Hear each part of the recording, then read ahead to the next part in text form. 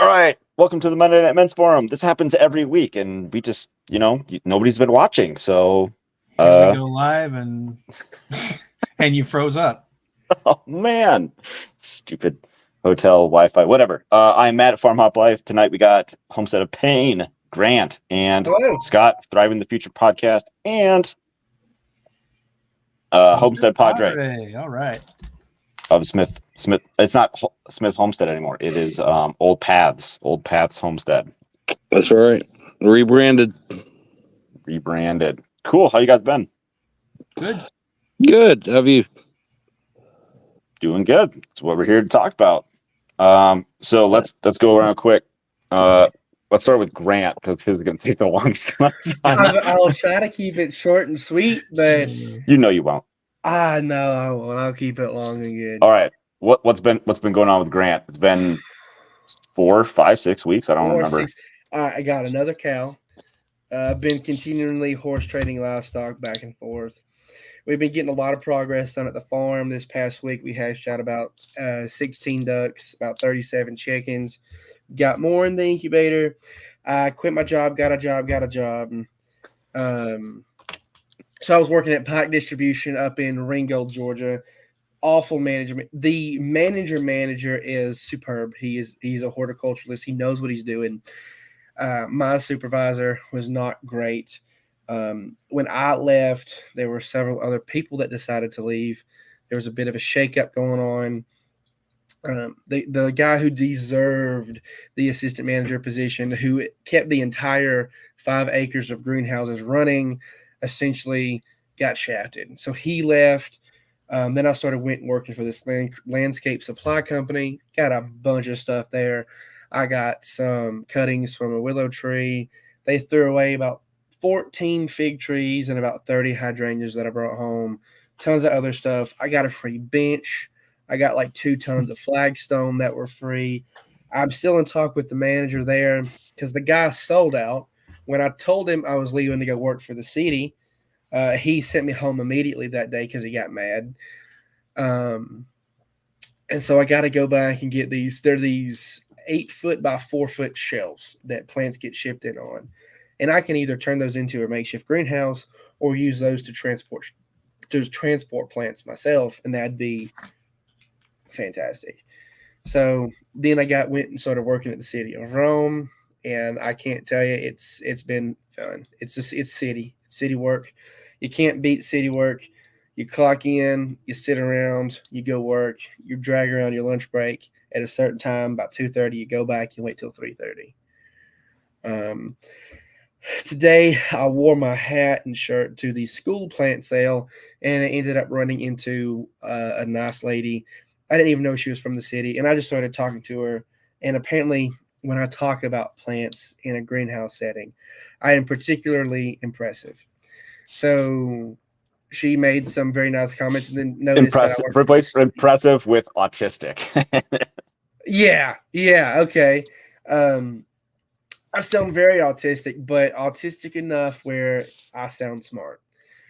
And so I took her outside and I showed her the landscape of the school. And, because the school landscape's not incredible, but there are some very key plants that are very easy maintenance. They're mounding perennials, and they will do good for the landscape. Instead of planting a mass planting of spring annuals that look tired and dead by the end of summer, you're planting perennials that are coming up before it's even time to plant your spring annuals. So you're using less mulch, less plants, and less labor for maintenance. And she was very impressed when I said that I'm the landscaper. And she's, "Oh, I've heard of you." And that's, always kind of a questionable thing to hear from someone. His reputation precedes him.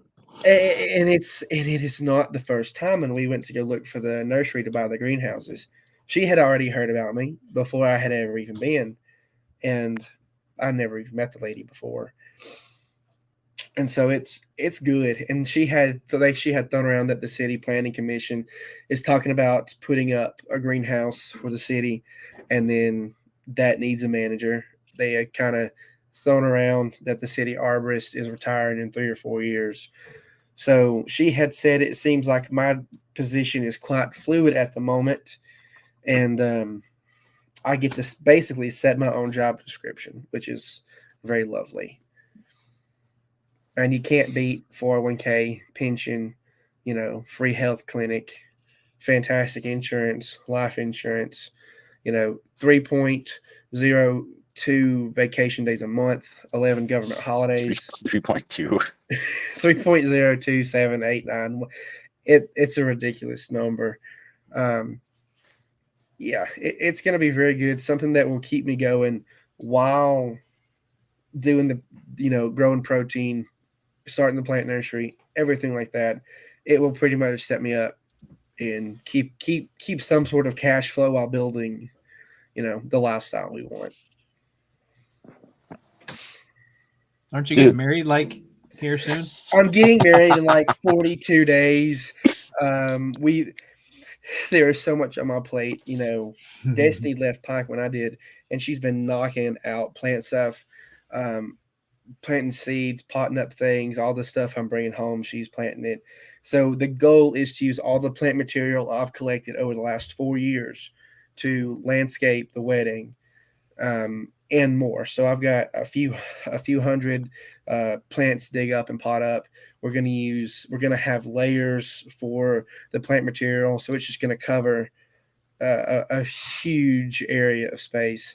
And my goal is to use the wedding as a launch pad for the closest people to me to understand what we're trying to do and to keep us in mind. Get married in the greenhouse at the university. Yeah, we had thought about getting married and buying a new like farmer's friend greenhouse, and Dad was talking about building a chapel on top of it, like a steeple, welding it, doing all that, and then we just had so much other. So we've been doing land clearing. That's too much money right now. We've got more important things to do, and like as soon as the wedding's over, we're gonna go full production onto meat chickens, and we're gonna hit it hard. Nice, dude. That's a badass update. Thanks for sharing. And it only took 7 minutes. That's fine. That's probably as short as I could have kept it. I love it. Let's see, Scott. What's been up? So I planted 5 hazelnuts and a bunch of pawpaw trees this evening, and I'll be very sore tomorrow morning. Because you're doing all perennials now, right? That's your thing. No more annuals. No, I do some annuals. But, it's refreshing to see perennials. I go out to the garden and I've got perennials coming up, before I even plant anything. So that's good. I really like Bloody Dock sorrel. I don't do it. I want to know, but what the heck was that? I have a beer keg in my room as a table, and someone hit it with a broom. Oh man! That's funny. Yeah. All right, I think that's time's up. Next person. That's the bell. That's funny. What? So you're also doing your grow nut trees, right? Yeah, that's good. So, that's been working pretty good for you, right? Yeah, that was my main source of income last year, and that did really, really well. And then, that's my main side hustle income, right? And then it pays for everything else. And then I've just rolled out a new site, allgardenadvice.com.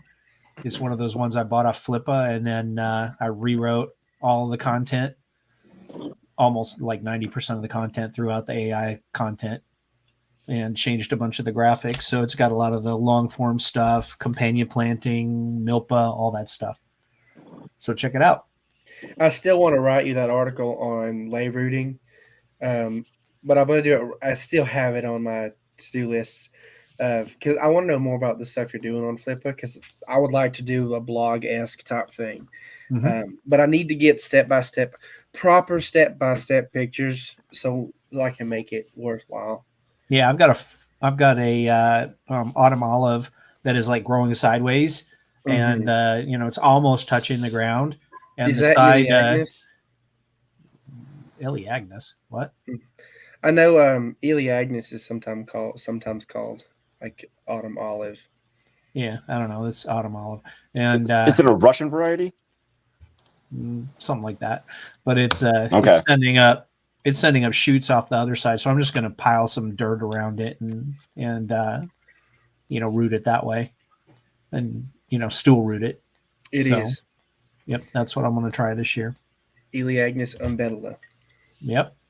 Yeah, it's really good. Very It makes nice. a good. It makes a good oxymel stuff to take when you have a cold. It's Okay. really high in lycopene. It grows like weeds down here. I mean, hedgerows 8 feet tall. Mhm. Okay, I didn't.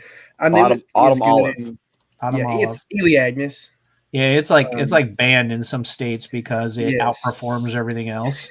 Yeah, it is very good in Those are my dried favorite. bouquets, dried out bouquets, and live bouquets. It's very good as a foliage. Mhm. I didn't know it had fun uses like that. Yeah, the berries are really good. They're really high in vitamin C, and the red ones are really high in lycopene. Also Okay. known as Japanese silverberry. Cool. Yep. Yep. Sweet. Little tip. Awesome. Thank you. Sure. Padre, you're going to farmers markets and then not allowed in. This is fun. Man, the last 2 weeks. So, I won't name the farmers market. So the mayor, it's run by the city. So the mayor has been blasting me for 4 weeks now about coming and setting up because the main produce peddler, they shut down. And I decided to step up and take the reins for our market.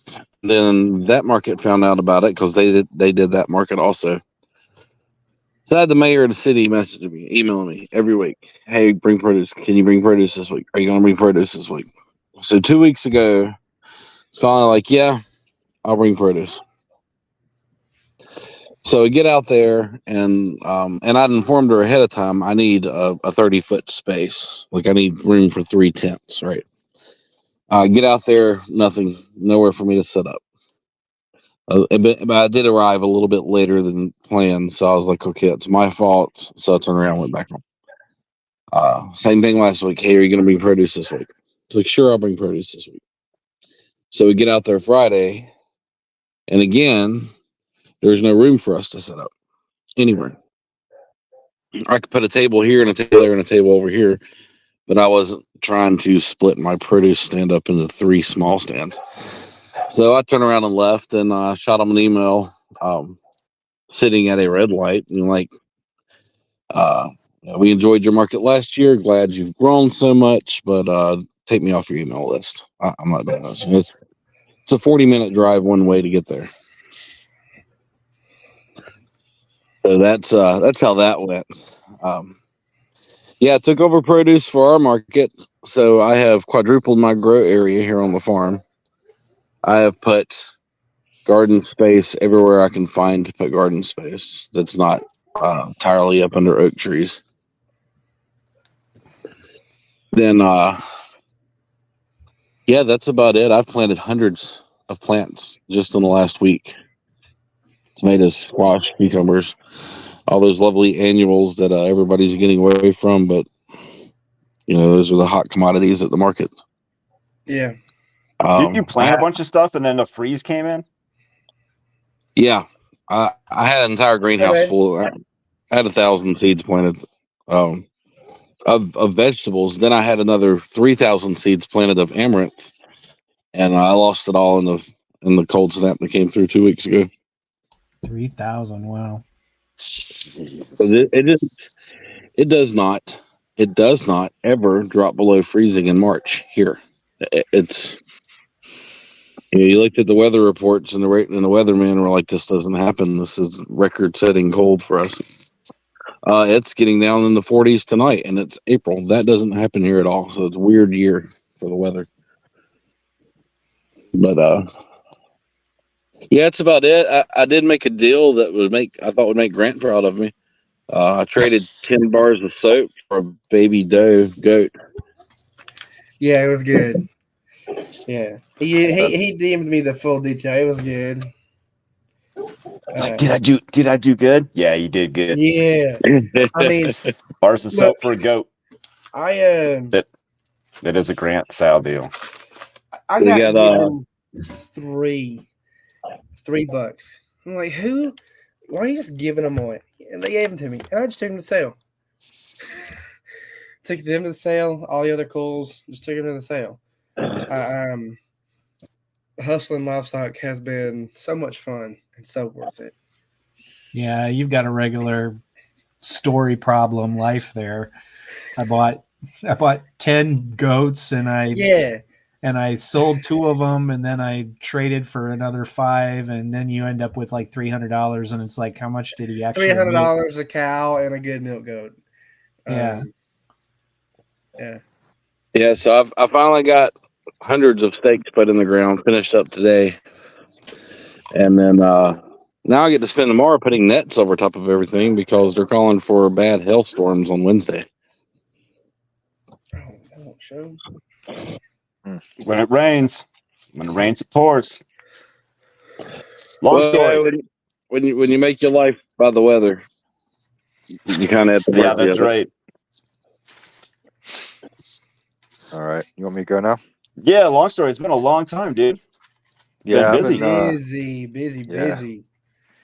Well, I got my my day job. I got to keep that going. So, but yeah, we're working on the store. Some opened yet. Next is a rough in for plumbing, electrical, and mechanicals, which hopefully will be in the next couple weeks. And let's work on that. We've got about 200 meat chickens on the ground right now.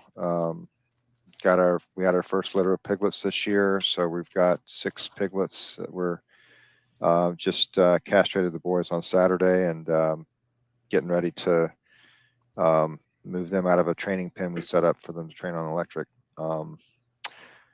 So lots of pork on hand. Some whole chickens will be available this coming Sunday or Monday. We'll harvest them on Saturday. So we're getting it done.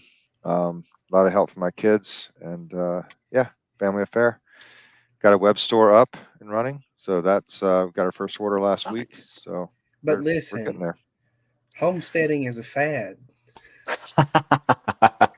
Congrats. Look, Dying anybody- bad. Yeah. Anybody listening to this that's near Long Story, his meat is superb. I have had Thank some. you. Yep. I And got Scott, Scott, I just realized you're the only person in this room that I have not met in person yet. Have to Get fix to it, that. you two. Long story. I was scrolling through really quick through your profile. I was curious if you had posted any photos of the progress on the store yet, but it doesn't look like you have. I did post some a few, but probably a couple months ago. Once we had the floor, Okay. we had to redo the floor, so that was like the big holdup. It was both a technical holdup from the point of view of the additional work that had to be done, but also financially, it just was a hit we weren't expecting. So Right. it was all heart pine joist, and so I've got a huge pile of salvage lumber from that, but we did have to replace the floor, so had to demo that, and put in some drainage. There's some water problems that we didn't know about. We knew there was moisture, but we thought it was just because there's no vapor barrier, but it was worse than that. So we had some work to do there. It's always like that with these old buildings. This building is based on the historical records and stuff, apparently constructed in 1941, but that space and that block has been occupied since at least the late 1800s. Wow. So that brickwork is old, and there's just some issues you have to work through with these old buildings. It was a shock a little bit, to the wallet, but it wasn't unexpected that we would find something, So, Sure. but anyway. Now this space, is it just going to be a butcher shop, or are you also going to have like processing going on in the back? Kind of like I think Jake Wolke in Australia. I think he does something like that. Well, we won't really do butcher. What we're going to do is we're going to have our farm products and other farm products that we'll sell in the store, and we're going to have a zero waste refillery. So we should be able to offer almost like a grocery store. You walk in and you can buy almost everything you need for dinner. So we're hoping that that's going to pull traffic in for people in the actual town. in the city of Newberry that can stop going to Walmart and Food Lion. Those are the two big chains we have for some of those basic staples. So, we'll carry some local rice and grits and flours and stuff like that. And then we'll have some stuff that's not local, like, olive oil and vinegar and those kind of things, personal care products. Some locally made soaps, produce, microgreens, cut flowers, raw dairy. So at least those things. That sounds awesome, dude. Do you have Cool. you have an ETA on when you're trying to open? Just getting through the permitting for the electrical and mechanicals and plumbing. That's the main issue right now. So you're probably several months away. I don't know if it's going to be that long. I mean, everything we've got to do is going to be short, but we just have to get it moving. So I don't know. I don't know. I don't want to say anything. I'm frustrated about some aspects of the process, but I'll refrain from commenting. Maybe after we're done here, we can hear the real story. Sure. Yeah. Okay. All right. For everybody that isn't in this little group here, get the dirty details. Yeah. I mean, I just don't want to say that's exciting about the city. It's just been less accommodating than we expected. So I'm looking for a little more help, but I'll tell you guys more about it. Yeah. All right. Nice. So after the last men's forum, I think I did one other podcast or interview, and I took a little bit of a hiatus. Went to one family vacation with my side, and then just got back last week from another vacation with my wife's mom. It was like her 70th birthday, so we drove over to the Washington coast, and it's just like between those two things, I was also out of town for work, and so had a lot of things had to take a back seat. Things, the podcast, and also things at home. But one thing I did manage to sneak in was clearing out tons of sage from one side of the yard, and I went in and raked out like the overgrown grass, and then spread grass seed, stuff that I actually want, that I don't have to really water. It's like a dryland pasture mix with added legumes. And then I took that grass that I raked and spread it back over the grass seed to. Is that the custom mix you had ordered? It wasn't that company? necessarily custom, but yeah, it was very region specific. Region specific. That's right. So hopefully all that works, and I have a crap load of it left. So I thought about, because I only end up doing like a quarter of an acre, but the minimum was 50 pounds, and that does 3 acres worth. So I'm probably going to do more later, and then also maybe try to sell some, get some of my money back on Craigslist. But yeah, that's really the big thing. I got to push hard when I get back from work to build those raised beds, because we're starting over again. Yeah, no chickens kind of makes things easy. We got a pregnant cat, so that's fun. I didn't know that's the type of protein you were into. Cats are good protein. What I was going to say, if you're looking for garden beds at the city, they're going to throw them away. I got 11 old skid steer and track hoe tires, like tracks, and that's like an 8-foot circle worth of a garden bed. So if people just try to give them away. If you've got any old farmer that's got a pile of them laying, that's pretty much instant raised beds. I'm taking old siding, not siding, sorry, it's metal roofing, and I cut it. I'm going to have 4 foot by 2 foot, and I cut it down the middle. So they're only going to be, I don't know, whatever that is, like 15 inches high. Mm-hmm. And then I'm going to frame it in wood. I'm going to do it that way. What are you cutting it with? I tried to do the skill saw method, and I am terrible at it. So I bought a stack of grinder wheels and taking it down that way. I'm gonna send you a link after this. I just bought a tool off Amazon. It hooks to your drill. I've seen these. And it cuts right, and it works wonders. It's the most amazing tool I've ever bought for the farm. Works wonders for cutting that metal. I want a grinder blade to break and hit me right in the face. So that's as long as I get it on video, yeah, it's money if you get it on video. Yeah, that's right.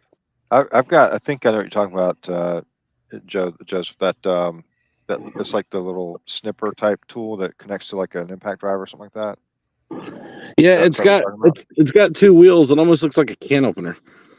Okay, I've got something different. Okay, I've got the one. The Walt has one that you connect to the impact driver. It's got two blades like a shears. So that thing is similar in its effectiveness. I really like it. I've seen both.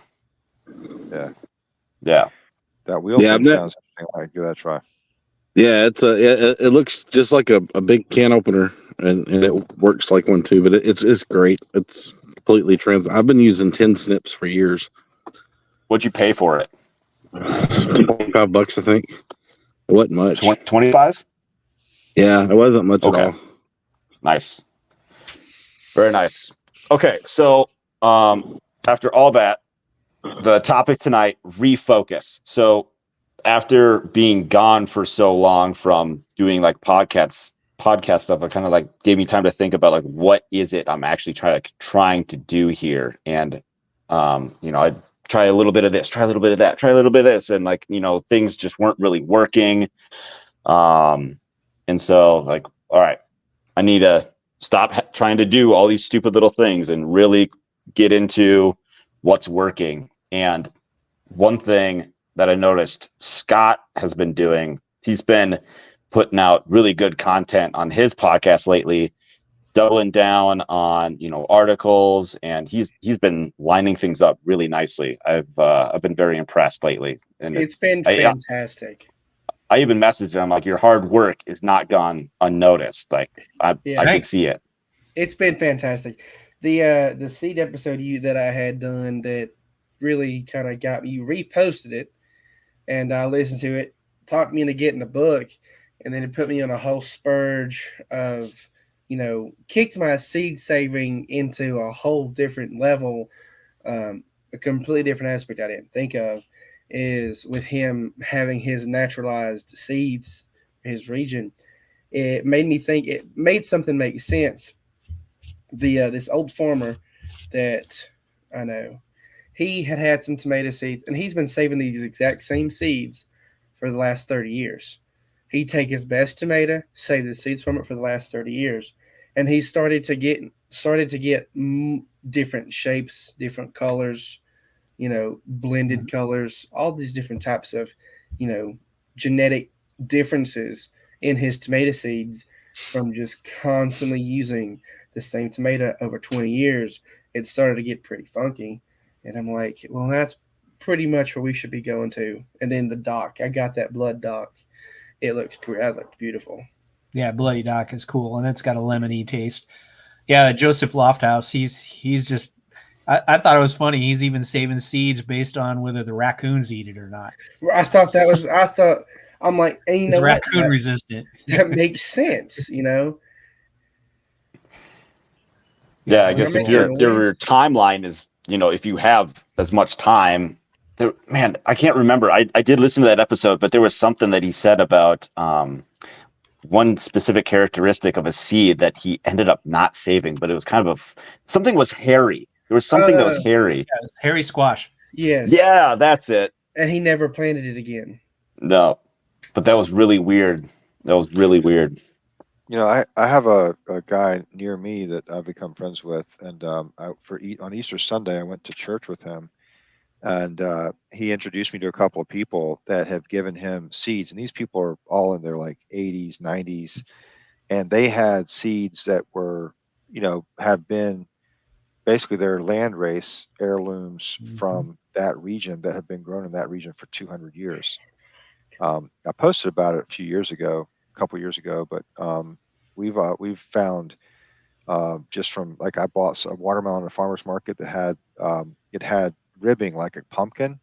They call them sutures. And that's a feature of a watermelon developed by the Summer brothers at Pomeria Nursery there, and not far from where I am, back in the antebellum period. And people have not been able to find that exact watermelon. There's like Odell's. It's very similar. The white seeded watermelon with sutures, flavor characteristics, all that stuff, thickness of the rind, all matches up. We may have like rediscovered like this old heirloom that was created in the mid 1800s. Cool. And That along with other sounds seeds. awesome.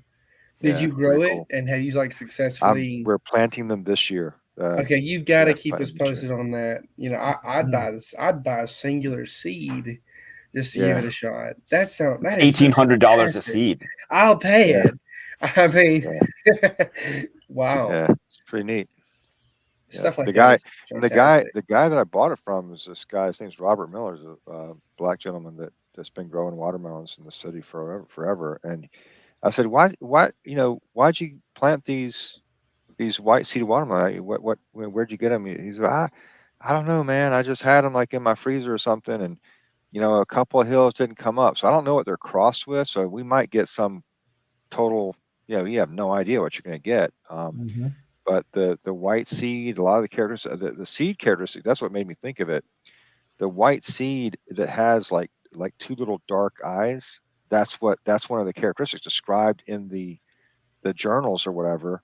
And so you find these like pure white seeds, that's not the right thing, right? So you're looking for these very distinctive differences in just shape or coloring of the seed within a variety that's making a difference. So I didn't hear the episode, Scott, so sorry if I'm retracing old ground there, but that's just No, that's pretty cool. Thanks.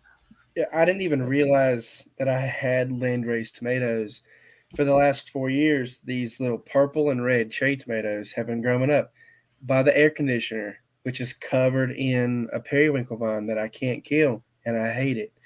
And they've been growing up through the azaleas. The azaleas are about 5 feet tall, so it's growing straight up through the azaleas, right next to the air conditioning vent, out competing the vine.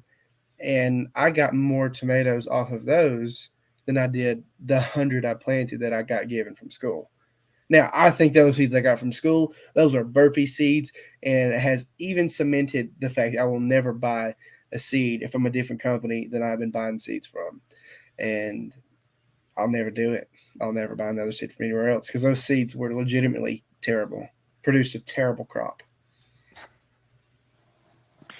Well, one of the things with the seeds is, and I got turned on to this thought from the John Kemp podcast, but the epigenetic side of things, like in other words, there's genetic material that some genes are turned on, some are turned off. So what you might be seeing in some of these land races is, a certain gene expression is turned on by certain conditions within the climate where you are. It might grow completely differently in a different type of soil or climate. It might have less nodes, less seeds per pod, whatever it is. That can be completely different. That's really interesting stuff, man. Yep. Grant, what's my catchphrase? These have memories. That's right. And I've got landrace flowers that, I didn't really, very new to the whole permaculture thing, more so than the horticulture side of it, is I've got, swamp mallow. It's an annual hardy hibiscus. It's basically the same characteristics as okra, except instead of being 3-4 inches long, it's about 1.5 inches, and it's about as round as a quarter or like a $half. It's like a strawberry shaped okra, and but it produces these beautiful flowers. And they've come up in my yard the last 3 years. The place I got them, they've come up in the yard for the past 20. Then I have some celosia, just like from the market. They've had it coming up in the yard for the last 10 years. I got some. It's been coming up in my yard for the last 4. It produces so many seeds. It's celosia's in the amaranth family, so you can eat the leaves as well. I planted a jar about 80,000 seeds. I just cast them in the yard because that's what I harvested off about 3 flowers with about 80,000 seeds. And it's crazy. I love it. I get so enthusiastic. How do you determine what it is that you go after, because you get a lot of opportunities to do a lot of things, but you can't do it all. As much as you want to do it all, you can't do it all. So how is it that you say no to things and you can focus on what gets you results? Does Grant say no to anything? That's what I'm thinking. It's like, I can't tell if Matt is personally asking me this question. Or Sure. if he's asking everybody. I'm asking everybody, but you were Oh. talking, so you get to go first. How do I say no? It depends if I like the person or not. Mainly, if I don't like them, I'll say no. But I really don't say no that much, because it's like, if I say no, I might miss out on this.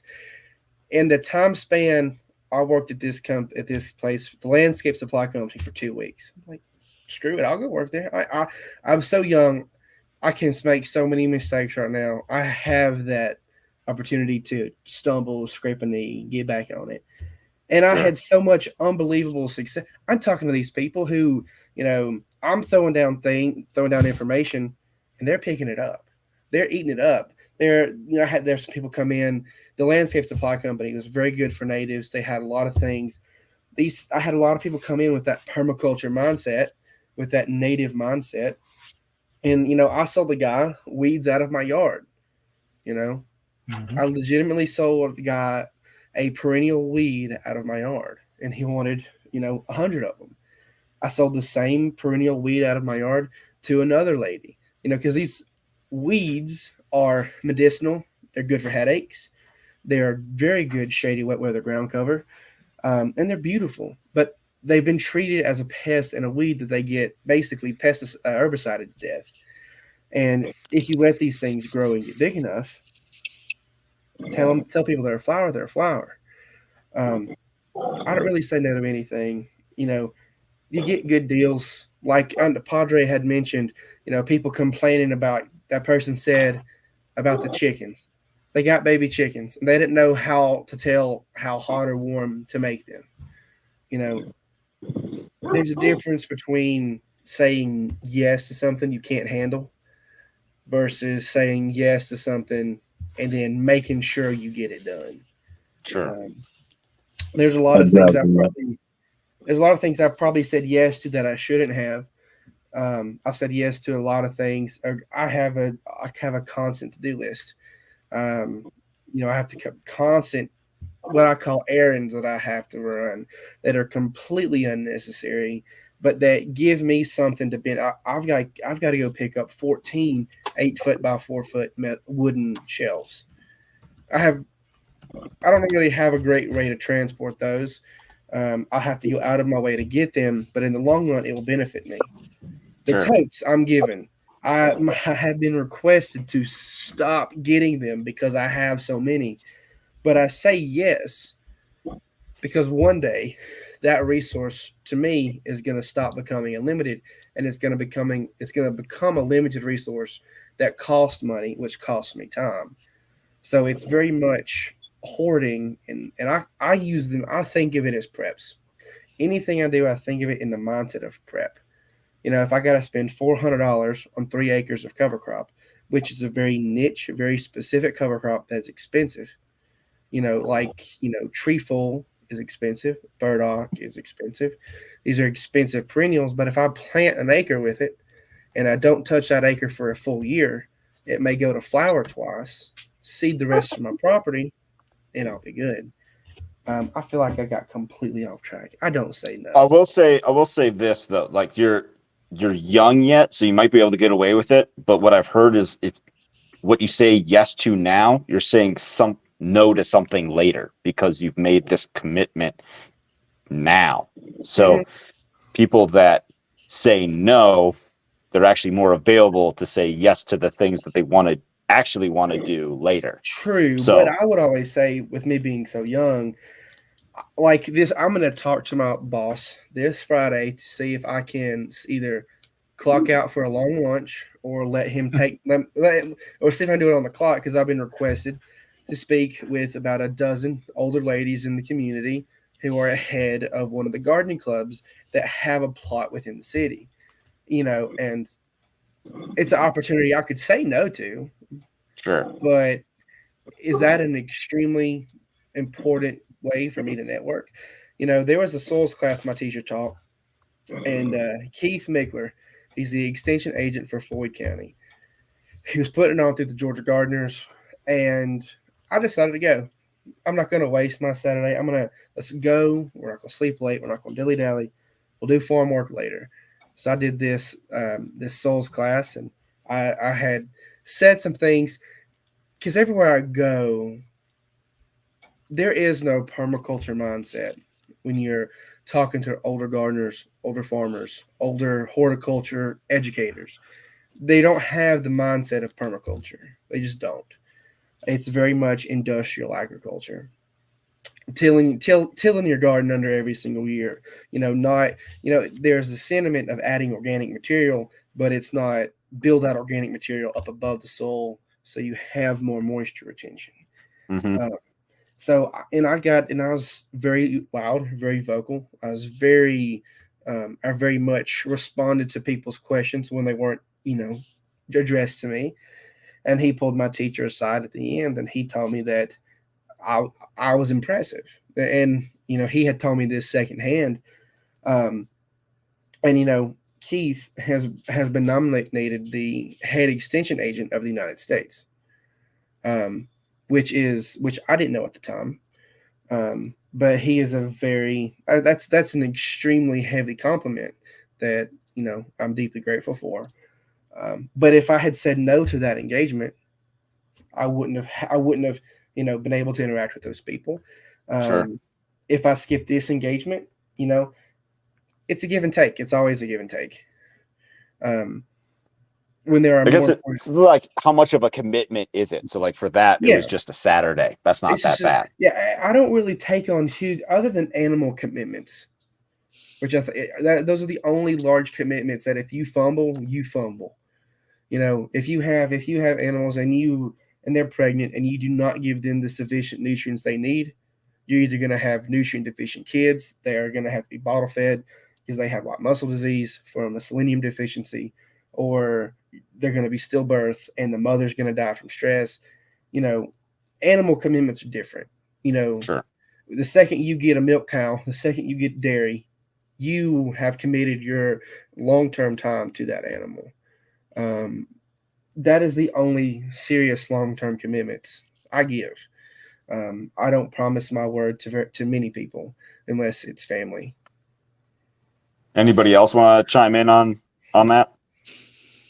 I just want to ask if y'all noticed how Grant kept flexing his age on us middle-aged guys. I'm waiting for him to get in trouble from the city when they tell him to settle down, boy. We're here for another 20 years. Mm-hmm. Yeah. I was just going to say, I think, I've got a, my big commitment is the day job, which is, like a 60 to 70 hour a week commitment, usually on the higher side of that range. And that didn't leave a lot of time for other things. So there's, and I still have other things I want to do other than the farm. So, participate in my church community, things like that. So I have to be a lot more choosy about what I bring onto the farm. You were talking about getting rid of the chickens earlier in the year, and I saw that, you kind of, I guess you quoted that thread, and I weighed in and said we sold our goats last year. Mm-hmm. And, we got pygmy goats. They were pets. I mean, they really weren't, other than the fact that they bred like rabbits, they weren't really providing anything to us. We weren't milking them. We weren't eating them. And they were getting out of their enclosure.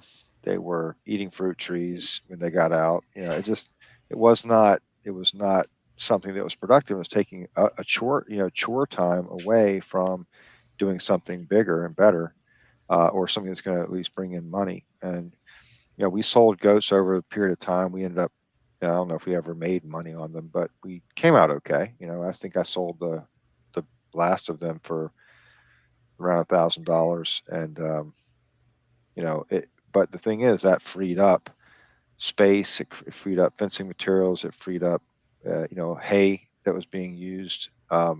But more than that, it freed up a lot of time from my kids who help me with the chores, and freed up me from having to go, figure out how'd they get out this time, and have to go figure out how to fix a fence again. Gotta think like a goat. Think like a goat. Yeah, think like a goat. Yeah, exactly. Sometimes goats are extra special. They really are. Well, it would have been Yeah, different if we had the right breed, right? If we'd had a good meat breed or a good dairy breed or something. But we had pygmies. They're fine. They're great for homestead. And that's what but I they're not- run. That's why I'm such a goat supporter. I don't believe goats are meant for 90% of the people that own them, because most people and they don't hold them to breed standards, and that's I think everything nowadays.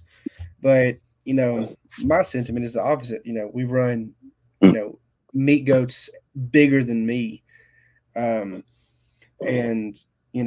these guys. My goal is, I would say, the quickest thing to get us to cash flow with what I know is running 24 head of goats, selling kids twice a year, to the meat market, or to cut them up and then sell them individually as packaged meat. That's like one of the biggest. Even if you're not making $20,000 a year, if you're making 10, 8 of that is pure profit.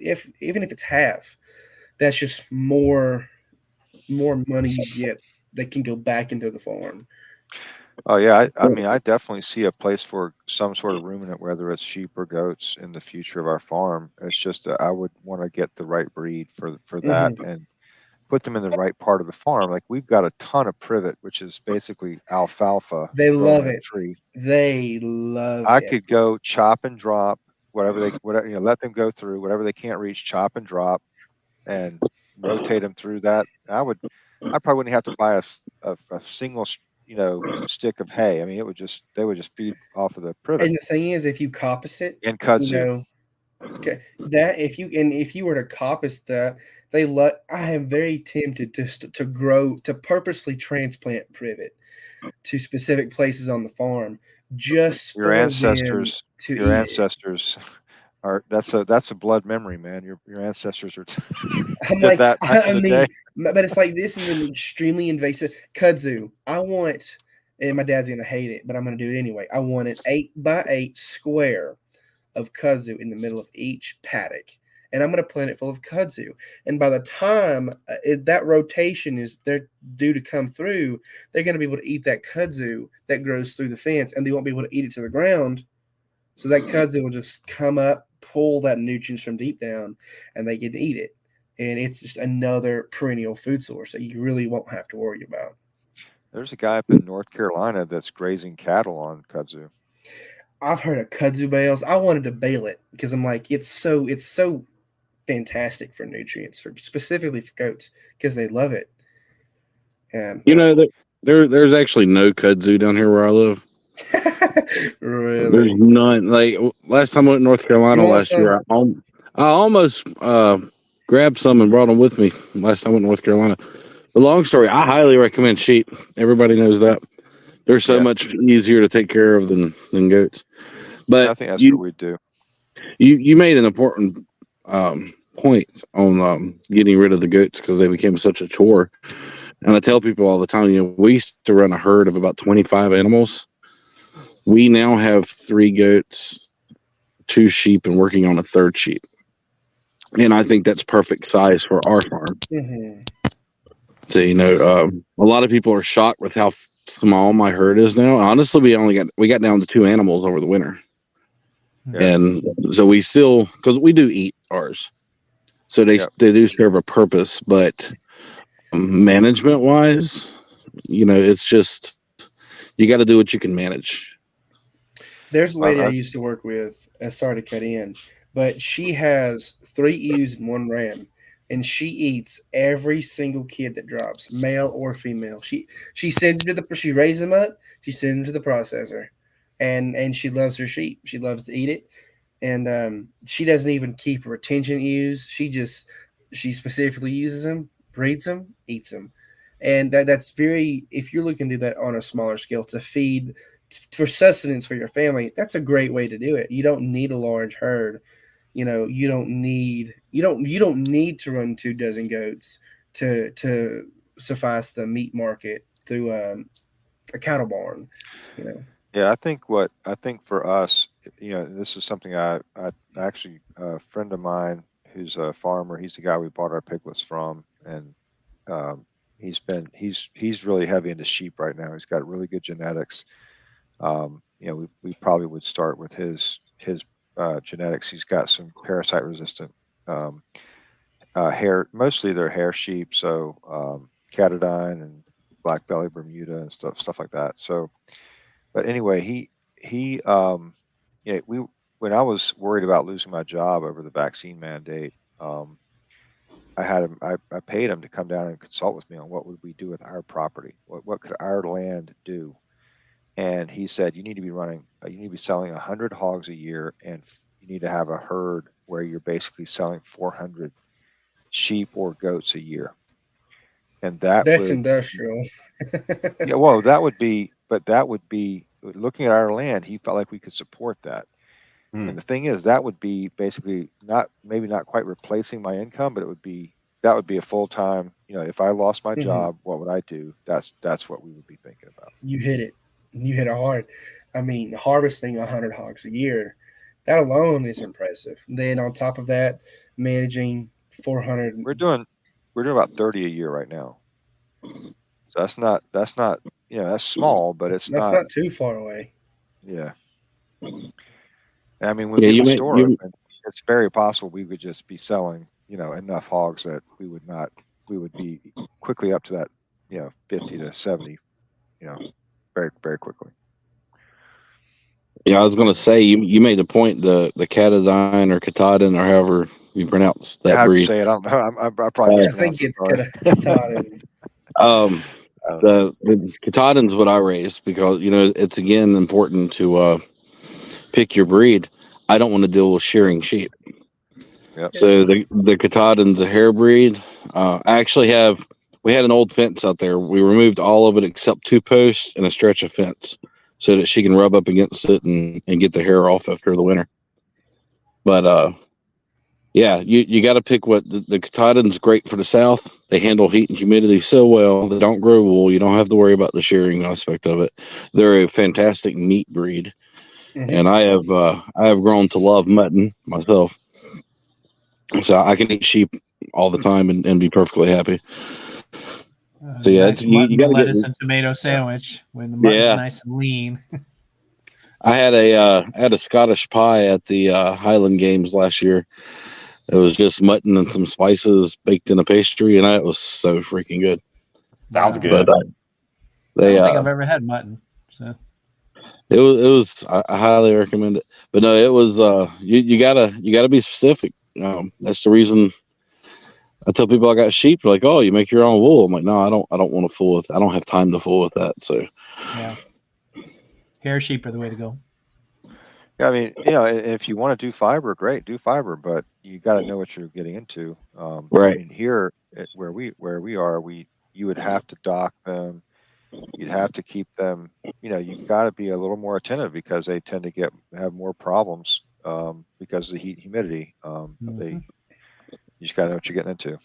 If I'm going to do focused textiles, I have brown cotton, green cotton, and white cotton.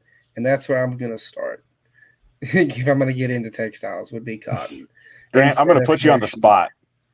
Yes. You said that you could run 2 dozen goats, and right there would be the majority of your income. I would say not the majority of my income, but a significant portion. If it's divided, so why aren't you doing that now? That's what we just got the farm, so we're running fence. That's what we're actively running for. That's why I'm doing so much horse trading, is because I don't trust sale barns. Sometimes you'll have a good thing run through, and you'll get it. And I don't really want to put too much stock in risking just building a herd from the cattle barn. I mean, pick your breeder, right? I mean, at least half your herds your sire. Get a good sire from somebody. We have an excellent sire. I'll put a picture in the men's forum chat. He is excellent. My best animals have come from talking to old men at the feed store. Yeah. But like I'm kind of going mixed like dairy. I had a La Mancha, you know, she was essentially free. So I'm looking to, and I have several good does. So I've got about 9 does right now that I'm looking to cross with the Boer Savannah mix, and then his kids and all the other does. After that, I'm looking to cross with a huge Kiko buck. Again, when I say he's as big as me, he's as big as me, and I will put that picture in the men's forum chat so you can share it because he's extremely impressive. I mean that you know, if I had my situation with the goats, if it was Boer or Kiko or something like that, I you know, that'd have been fine. But they were pygmies. They were Yeah, just a pain in the butt, man. and so I'm gonna get into doing pygmies because I have some that are small. They're really good moms that throw really good color. Sell them to the pet market. $150 a bottle fed goat. You know, you don't gotta wait till they're grown, and you sold them for more than you'd sell a 90-day, you know, buck for. Oh, I had a bunch of white ones I took to the sale, and they went for 125 a piece. Yeah, And, and if you were to creep feed them, you would do everything you need to do, beef them up. It would be to just supplement the nursery sales, supplement the introductory chicken sales, to supplement the introductory vegetable sales. And I went ahead and posted that picture if you did want to share it. Nothing's working on my side right now. Okay. Yeah, baby animals sell better everywhere. Yeah, I've raised goat, sheep, rabbits, chickens. They sell babies for twice as fast. Mm-hmm. So, and I'm just, I know goats. I've had a lot of experience with goats. Throwing, you know, I have personally managed our goats for the last, 14 years. My dad, when we moved, he had some, and at some point, it eventually became they were mine, and so I just kind of been managing them, bringing them in, and we're sitting on some very good genetics from our starter herd. We don't have the goat fund to go out and buy. I want to go out and buy 2 dozen does from a proven farm. I know she has good goats, good animals. They do perfect with this buck, and we don't really have the funds for that quite yet. Hey, man, I gotta tell you, man, I got a buddy of mine told me a story. His dad had goats, and he bought a $12,000 prize. Broke his leg right off the trailer. Did I tell you that one already? No, my teacher. Ruined it. I'm sorry. Yeah. My teacher, his sister raised ADGA registered boars. I cannot stand registered livestock. It increases the zeros for absolutely no reason most of the time. She had bought a $27,000 prize winning herd sire, and it broke its leg in the barn. This one got off the trailer, mounted the doe, and broke his leg in the process. Oh, I would cry. Yeah. I would cry. Horrible. Yeah. What you're saying though, like I'm gonna go get an Angus bull to freshen our jerseys. We've got 3 full-blooded jerseys right now. We have one that's quarter Angus, 3/4 Jersey, but we get an Angus bull. I don't care about papers. I just want something that's going to make me a good crossed meat animal. For me, I am going to tailor my herd, our cows, towards smaller framed. I will personally want to cross them with Southpaw. That is where I have landed. That's where I have stuck when it comes to who's going to be the sire to all of our cows. I think 2 of them are bred. One of them is a Hereford Highland mix, and I think she's bred. And then I have a Lowline, she's the one I just got, and she's like 2 months. Should be technically 2 months. There we go. I figured it out. The one in the middle is a Weather. He's gotten sold. And then the 2 big boys in the back is father and son. And that little brown doe on the right is she had a good kid.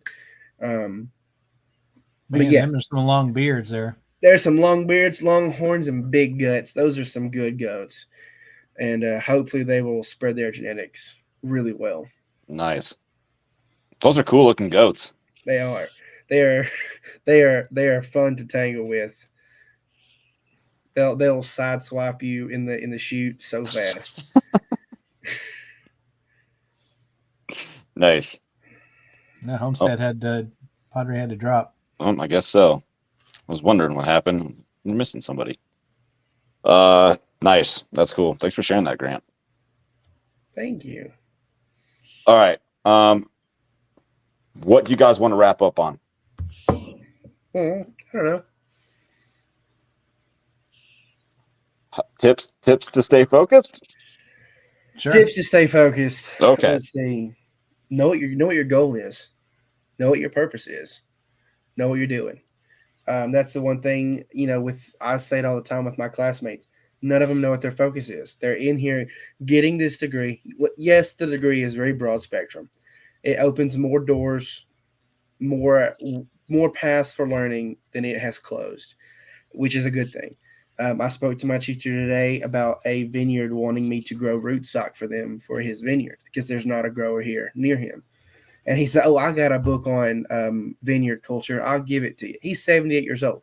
This stuff he was forced and required to learn in school that we do not require anymore.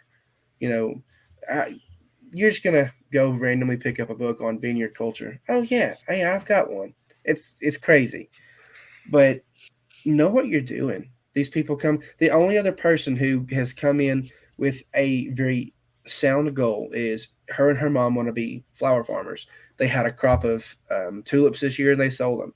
I spoke with her for about 40 minutes today, giving her wholesalers to go to online to order dahlias, who to buy, seeds from to start. South Georgia Seed Company. They're in Georgia. They're like an hour from you. The seeds you will get from them are going to be perfect. I have never had a seed from them not germinate, and they have always been an excellent crop.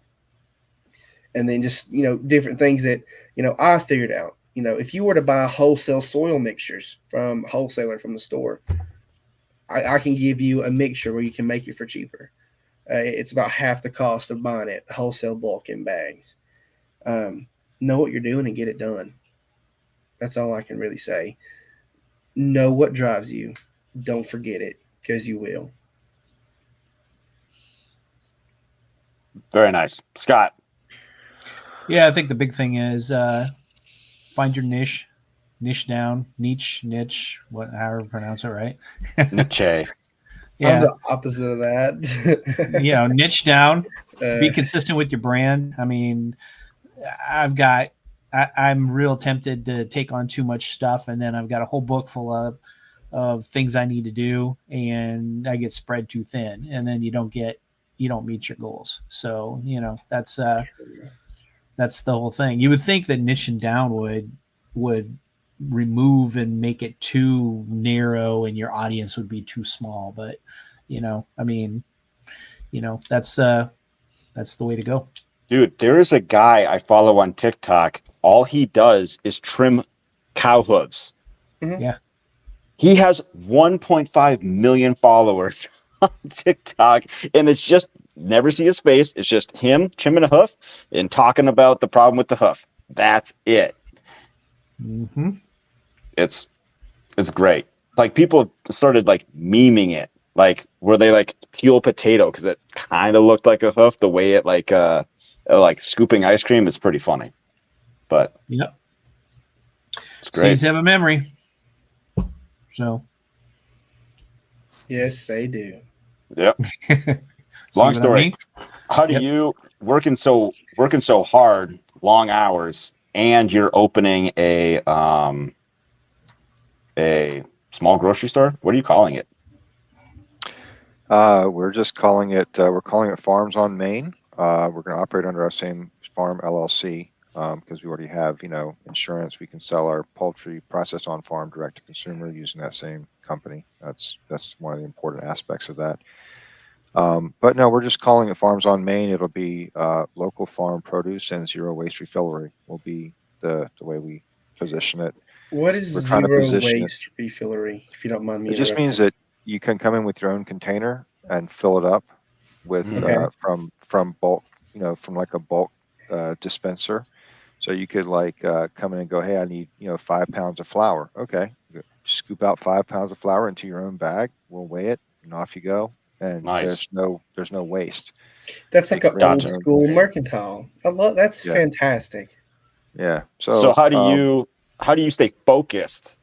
You got a lot, you're taking on a lot. So how do you stay focused? One of the things that's I think illustrates this point is the store is definitely taking away cash and other resources from the farm, right? I mean, but we kind of view it as cornerstone to marketing the farm. So I'm Sure. trying to stay focused on creating this market. It's a big step for the community. It's something the community wants. Very excited about. A lot of support from the community. We just need to get it open. We're going to push all the chips to the center of the table on this. Get that open, and then work as hard as we can on the farm to fill it up with produce. Both. We're permitted or licensed depending on the type of product, but we can do produce, eggs, and meat. The only thing we don't have that you have to have a certification for in the farm space is we don't have a permit for honey. We plan to eventually get a certified commercial kitchen installed, and then we'll start doing some prepared foods, and we'll be able to sell, things to complement the meat, for example, Jams a sauce and or jellies. whatever. Jams and jellies, that's home-based business stuff. We probably won't touch that unless somebody wants to sell their stuff there. Okay. But we would do perishables that you can't sell from a home-based business, like salad dressing, sauces, things like that complement the other products in the store. That's the idea. Yeah, So I have those are high margin compared to the meat. Yep, I have some friends that when they were looking at that and putting in a commercial kitchen, they ended up buying a food truck, and they used the food truck for their commercial kitchen. Yeah, South Carolina requires a commissary kitchen for the food truck, so we'd have to have access to a kitchen either way. No, really? So what we're actually thinking of doing is getting our kitchen set up and then allowing others to lease it as a complement our income. They would be able to use it from 7 p.m. to midnight or something like that. They could come in, do whatever they need to do for their food truck. You rent that space for all that. Yeah. Yeah. That's where you do the jams and jellies if you're making jams and jellies. Yeah. Nice. That's pretty for the sweet. gift shop. Yep. Well, I've been asking myself lately. Go ahead. Sorry, no. Finish your point. No, I was just going to say my point being that that the motivation, like Grant said, keep in mind why you're doing what you're doing, and our goal is to heal the land, heal the animals, and heal the humans, and build community. So we're just not going to forget. You know what? I want to speak on that if I can. That is why I'm doing this. And my parents have rearranged somewhat their current life to kind of get me there so I can make it happen. They're catching me on the front so I can catch them in the back. In the meantime, we're healing the earth. We're healing what we've been given to steward, which is not just the land and the animals within our care. It's ourselves.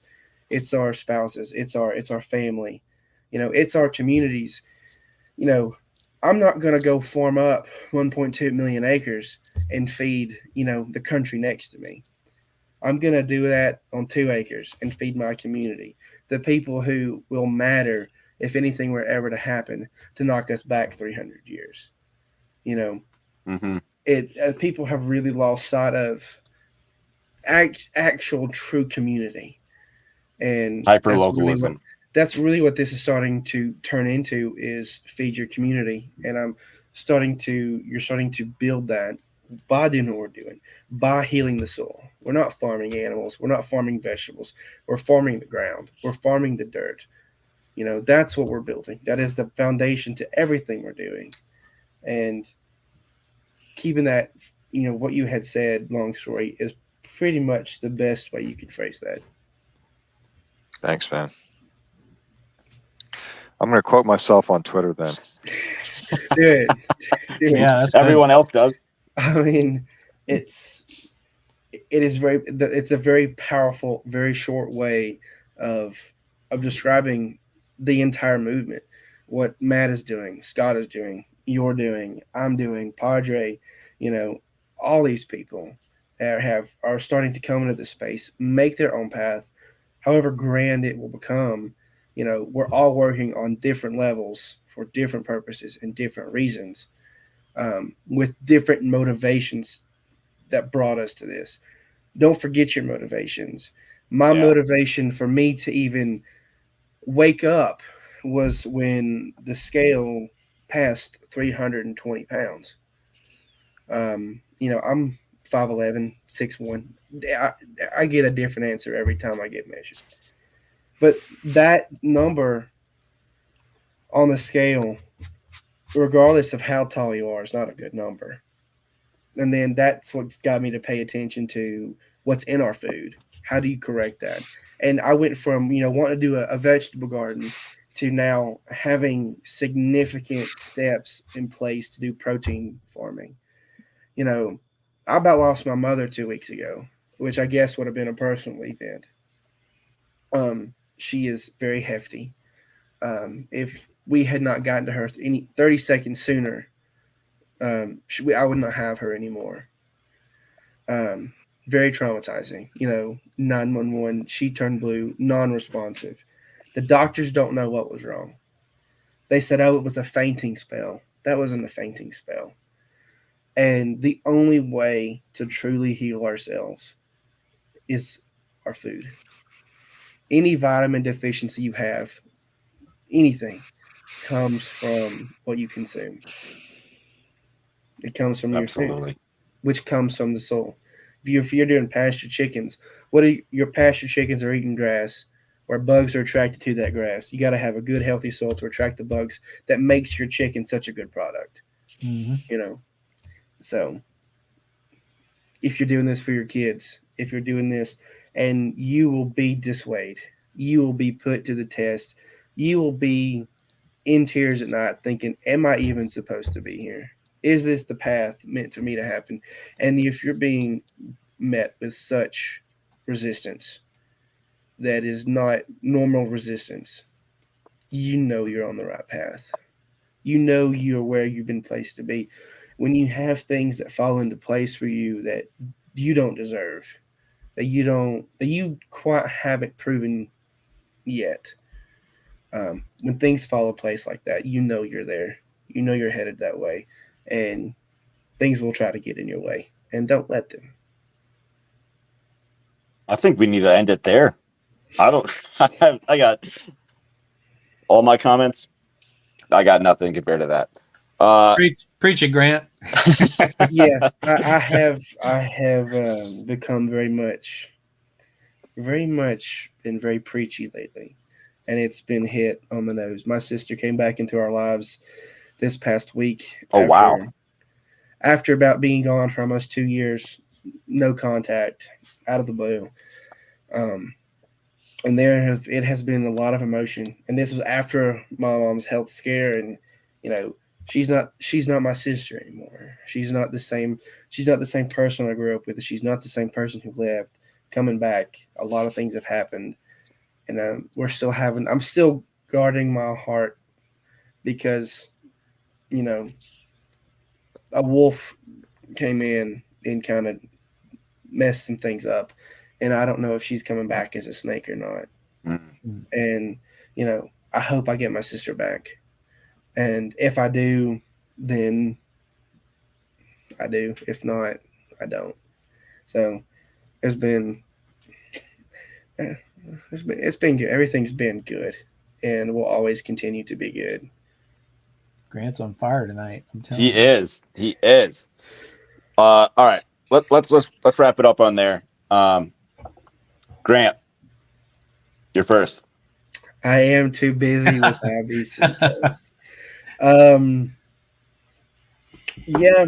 I have grandiose ideas. I'm working on them.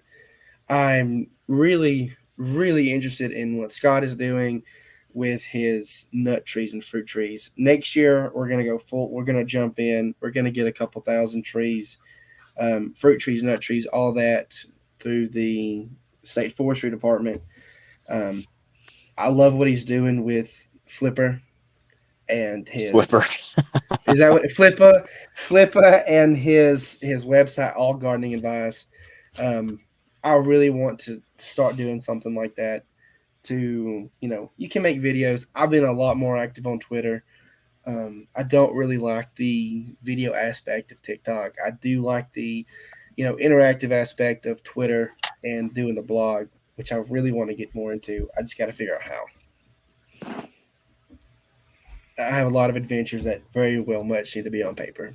I took it down for some reason, but adventures. God dang it! I missed it. I mean, I don't know. I I was bought trying to think. a cow. Oh, it's at Payne Homestead on Twitter. That's where he is. Okay. At Payne Homestead, yep. And the math problem Scott had said is I bought four goats and 1 cow.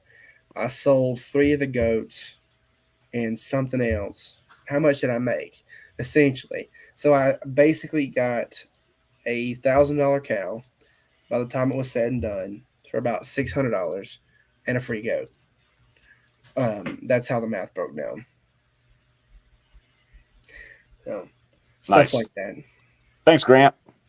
Yes, sir. That's Scott. awesome. Yep. Check out the podcast this week, Homestead Padres on this coming weekend. And then Grow Nut Trees. We've got lots of new trees.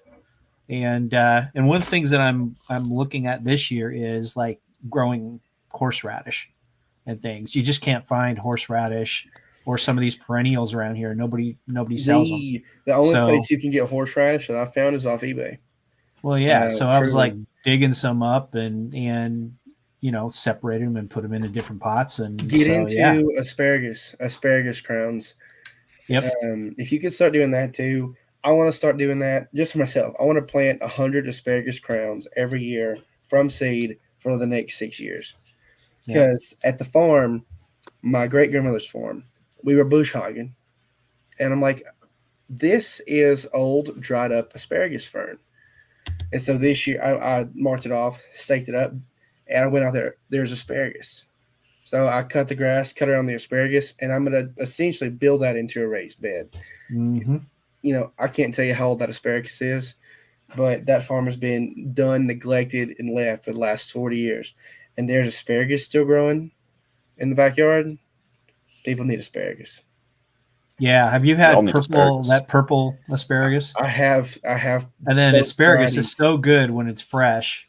It's like you eat it raw. I hate it. You eat it raw. It's wonderful. Juicy and everything. It's great. I have both varieties of the purple asparagus, and it's very nice. Thank you, Scott. Yep. And Grant. Long story. Hey, man, if you're near us, check out the web store. You can find it on our Facebook page. There's also links on Twitter. When we get the store open, we'll let everyone know, and you should come see us on Main Street in Newberry, South Carolina. South Carolina. You get some of those pumpkin seeds, I'll drive to you. I got them, man. Let me know.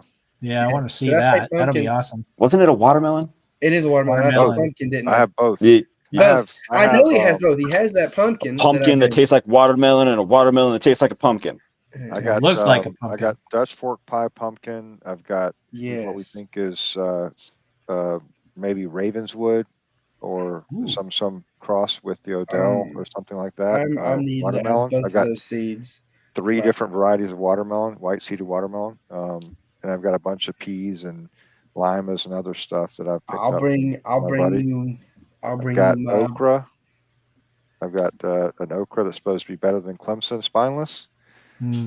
We enjoy it. So quite a few different things we've got that are all these heirlooms, and we'll be carrying those in the store. By the way, we will be selling the seed in the store. That's awesome. Alrighty, that sounds very nice. Very nice. Yeah, and my my mushroom block that I got that was supposed to be spent has bloomed 3 times. They're never spent. I got like a gallon of mushrooms out of it total. They're spent in quotations because their productivity drops. The mycelium is still alive and still. That's true. Yep. It's just not worth the effort for them to keep harvest. Made some good quiche. I'm gonna plug for Padre real quick. He is the loaf king. Old Old Pat's Homestead in his South website Mississippi. is back up and running. He had it down for a bit, but it is back up. Go check him out. He's got good hot sauce, good soap. He's a good His guy. hot sauce is amazing. It's very good. I've bought a bottle. Yeah, he's got like 3 different types. Is that one is just I had the great. mango habanero. That was really That's good. the one. That's the one. Yeah. Yeah, that's the one that's great. All right. And I'm Matt DeRozier, FarmHopLife.com.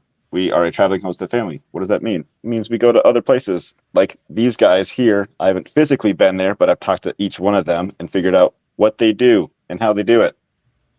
And it changes all the time. So that's why I have to keep having them come back. And then, turn it into a podcast. Do this men's forum, other interviews. I did famous farmers for a while. I might keep doing that, but follow me, Farm Hop Life, everywhere. All right. Appreciate you guys coming on, catching up. It's been good. So, good seeing you, long story. Yeah, I want that story, long story. All right. See you guys later.